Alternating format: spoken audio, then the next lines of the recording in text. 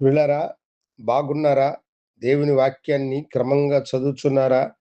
ప్రార్థించుచున్నారా? నేటి ధ్యాన వాక్యము 9వ కీర్తన 9వ వచనం.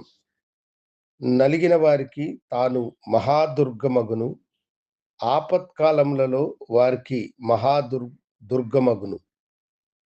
నలిగిన వారికి, ఆపదలో ఉన్న వారికి దేవుడు మహాదుర్గము.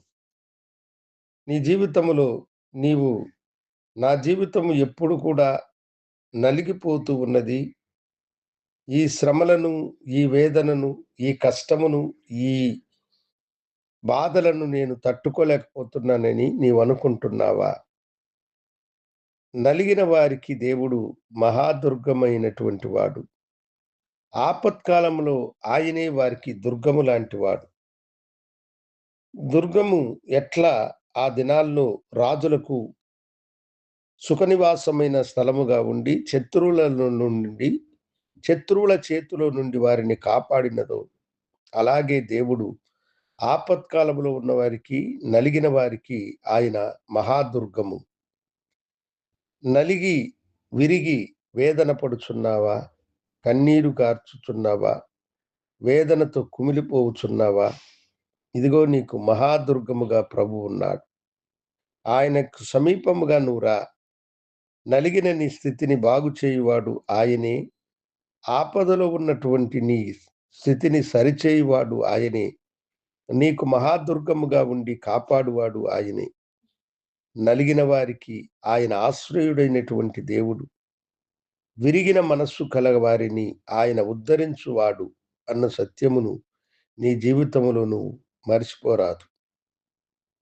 అవును దేవుని బిడ్డలారా, విరిగి నలిగినటువంటి వాటిని దేవుడు నిర్లక్ష్యం చేయువాడు కాదు.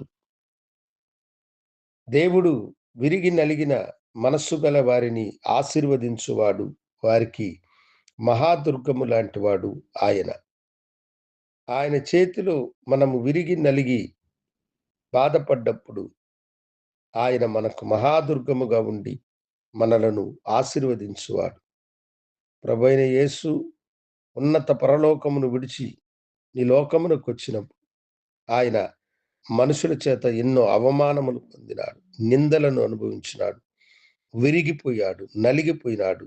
అయినా మనందరి యొక్క ఆశీర్వాదం కొరకై తనను తాను సమర్పించుకొని తన ప్రాణమును దారపోసి మనకు పాపములో నుండి, శాపము నుండి విమోచన ఇచ్చిన దేవుడు ఆయన. నలిగిన స్థితిలో నీ ఉన్నావా? ఆపదలో నువ్వు ఉన్నావా? నీకు మహాదుర్గముగా ప్రభు ఉన్నాడు. ఆయన దగ్గరికి రా, ఆయనకు సమర్పించుకో. నీకు మహాదుర్గమైన ప్రభు నిన్ను దీవించి కాపాడునుగాక. ప్రార్థించుకుందాం. గనుడా, నీకు వందనాలు. నీ బిడ్డలు విరిగి నలిగిన మనస్సుతో ఉన్నారు. వారికి మహాదుర్గముగా ఉండి ఆదరించుమని యేసు నామమున అడిగి వేడుకొంచున్నాను తండ్రి. ఆమెన్. శుభోదయం. ప్రభు మిమ్మలను దీవించునుగాక. ఆమెన్.